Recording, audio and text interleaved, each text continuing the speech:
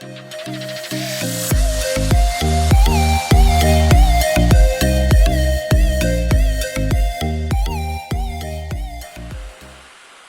students, in chapter respiration and circulation, we studied the respiratory system and circulatory system. In circulatory system, circulation is an important part in which the composition of blood and the different methods or types of circulation we already studied. And today's lecture we are going to discuss about the morphology of human heart. So the morphology of human heart includes location, size, structure, etc. So first, the heart is an important pumping organ in circulatory system. Then important part, that is location. Heart is located into the thoracic cavity in between two lungs. Thoracic cavity called as mediastinum. For example, suppose these are the lungs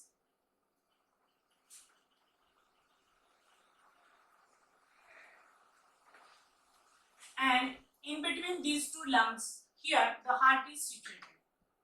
So exact location of the heart is here, in between these two lungs called as mediastinum, and it is broader at the base. This part is called as base, while as it is narrow at the apex. It is slightly curved towards the left side, and for this structure there is a cardiac notch is present in the lung. So this is the exact location of the heart in the thoracic cavity and called as mediastinum, that is between lungs. Then it is reddish colored. The color of heart is reddish brown in color, and the size of this heart, the size of heart is about one's closed fist. That is, suppose this is your fist. The size of heart is about one's closed fist, and it is broader at the base and narrow at the apex. So it is about, size is about one's closed fist, and it is broader at the base and narrow at the apex, and it is slightly twisted towards the left side, and here there is also diaphragm, so it is rest on this diaphragm. The size is about 12 centimeter in length, or it is about 12 centimeter in length, 9 centimeter in width or breadth,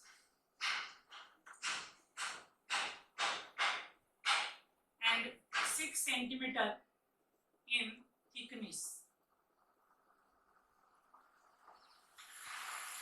Next, shape. Shape of heart, it is hollow, muscular and conical structure, and the weight is about approximately 250 gram in female and 300 gram in male. Then origin. The human heart is originated from mesoderm. Mesoderm, that is the middle layer, and it is developed from middle layer during embryonic development. And last is the protective covering, that is called as pericardium. It is an important and delicate part of our body, and hence it is covered by membranous sac-like structure called as pericardium. So this is the heart, and here there is a pericardium, and it is well protected in this thoracic cage in between the two lungs and resting on this diaphragm. So this is about the morphological structure or the different characters related with location, size, shape and origin of the human heart. So next is the external structure of human heart. So we are going to discuss about the external structure. The human heart is made up of 4 chambers. All of you know that there are 4 chambers of human heart, which shows atria, that is right atrium, and second is ventricles, that is right ventricle and left ventricle, right atrium and left atrium, and next is right ventricle and left ventricle. So these are the important 4 chambers of heart. Next we are going to study the structure of heart. So rough structure of the external structure of heart. So this is situated in thoracic cavity. The atria are the larger, which are receiving chambers. These are the right atrium. This is the right ventricle. Then this part is the left atrium and this is the left ventricle. The left atrium is smaller than right atrium. This is a right atrium. This is a right ventricle.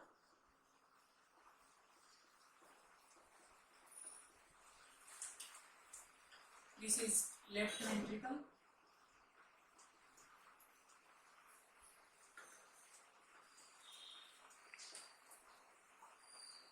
Then there are 2 important branches arises from right and left ventricle.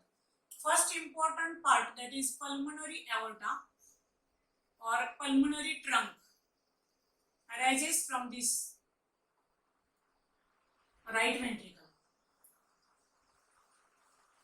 This pulmonary artery divides into 2 branches, while as the largest aorta or aortic arch arises from left ventricle.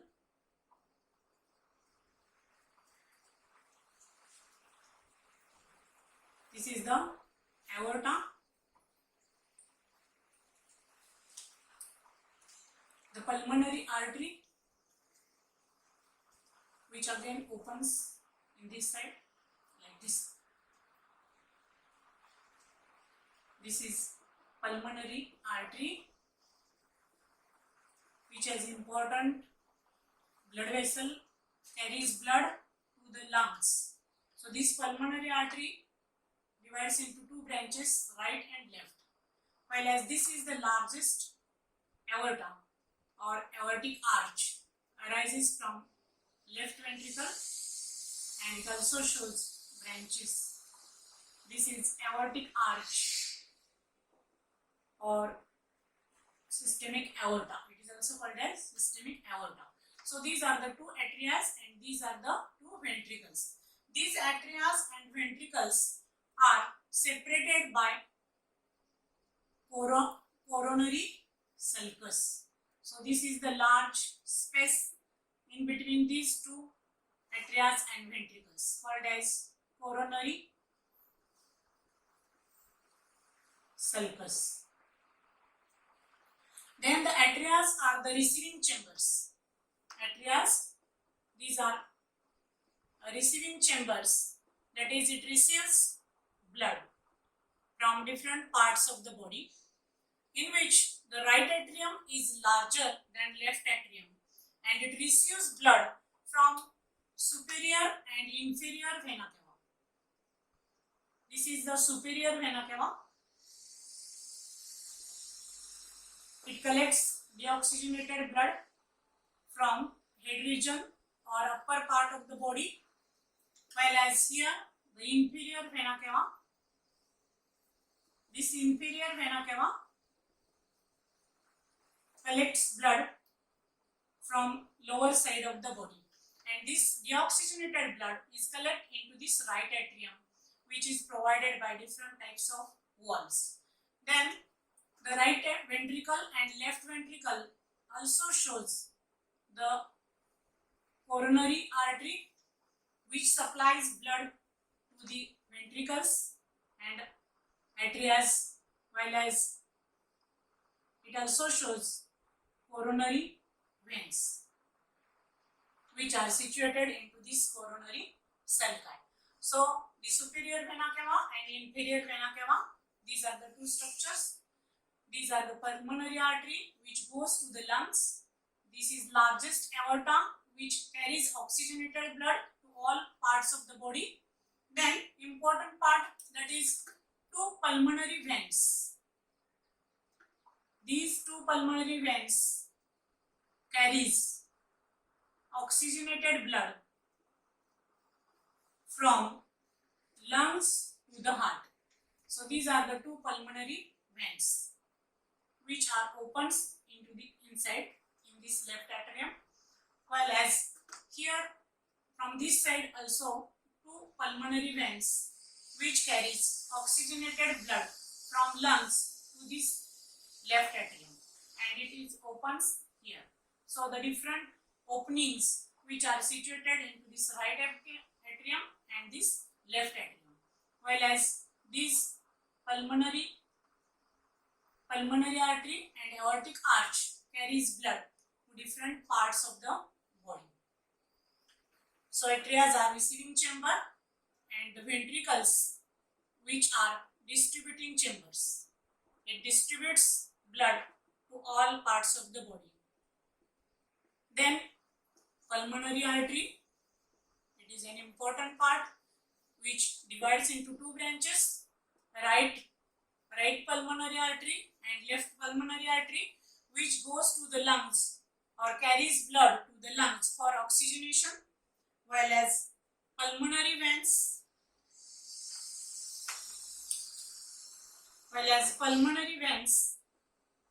which carries blood from lungs to the heart, and it is oxygenated. And next important part, that is this aorta and this pulmonary artery, which connects together by a fiber called as ligamentum arteriosum.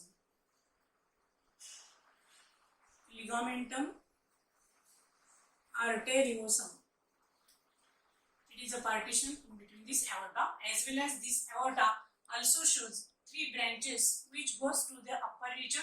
For example, this is brachiocephalic artery, here it is carotid artery, and this is the left subclavian artery. So these are the three branches of aorta which supplies oxygenated blood to different parts of the body. So here we study the external structure of heart.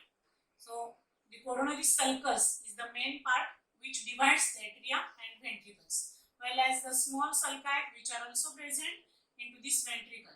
The right ventricle and left ventricle is also separated by sulci or atrioventricular septum.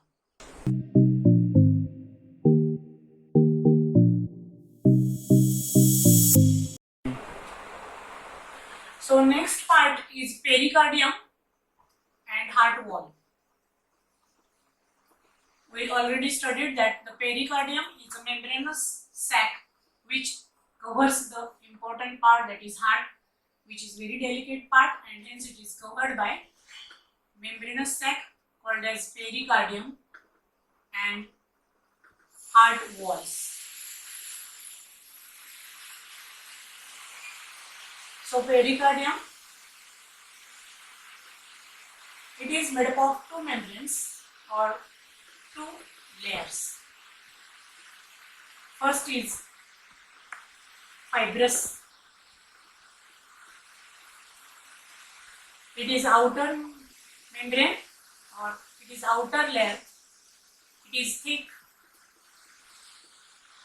and made up of white fibrous tissue.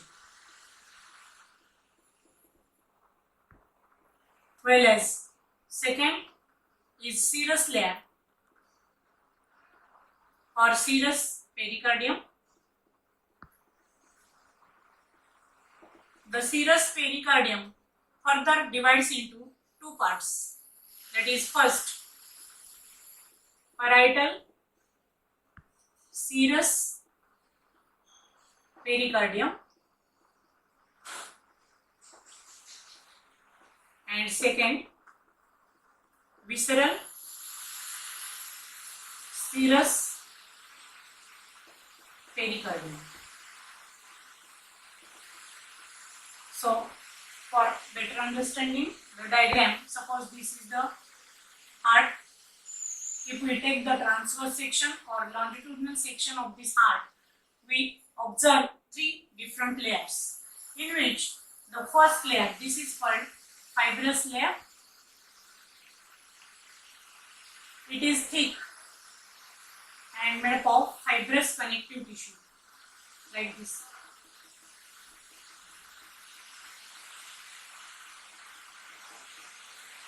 This is fibrous pericardium, outer. Then second layer is called serous pericardium. The serous pericardium is closely attached with the heart. So this is serous pericardium. This structure is called serous pericardium, which further divides into two layers. That is this layer, which is called parietal pericardium. This is parietal serous pericardium. It is internally lined by squamous epithelium, which lies on basement membrane, whereas this serous pericardium, which shows visceral layer, which is close to the heart. Then the space in between these two layers is called as pericardial space. This space is called as pericardial space, and this space is filled with pericardial fluid. So suppose this is the pericardial fluid, which is nearly about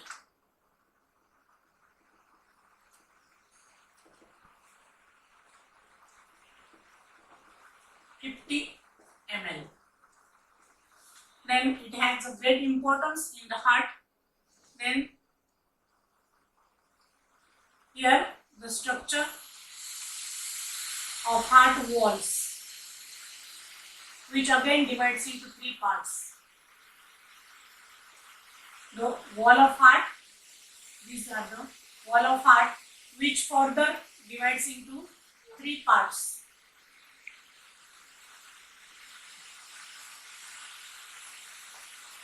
These parts are called as first epicardium.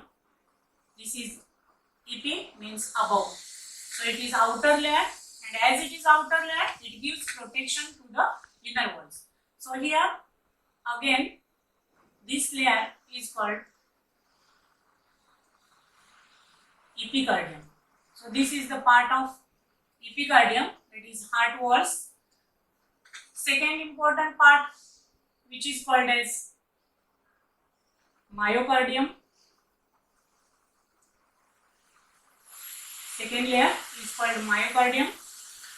The myocardium is thick and largest layer, which is made up of cardiac muscles. So these are the cardiac muscles, which helps in contraction and relaxation of heart. So this part is thick and large. So here also these are cardiac muscles. Then the inner layer, which is very important, and it is also thick layer, and it is made up of squamous epithelium, or it is internally lined by squamous epithelium. It shows the different openings of blood vessels called as trabeculae, cornea, and the name of this inner layer is endocardium. Endo means inner, so this is the inner layer which is highly supplied with blood capillaries, and it is also lies on thin squamous epithelium and lies on basement membrane. It is made up of squamous epithelium and lies on basement membrane called as endothelium. Endothelium. So this outer epicardium and inner endocardium, both these layers are made up of squamous epithelium, and these are protective in function. While as the middle mesocardium, which is largest, tough, thick, and helps in contraction and relaxation of heart. It helps in contraction and relaxation of heart. So here the structure of pericardium and heart wall is completed.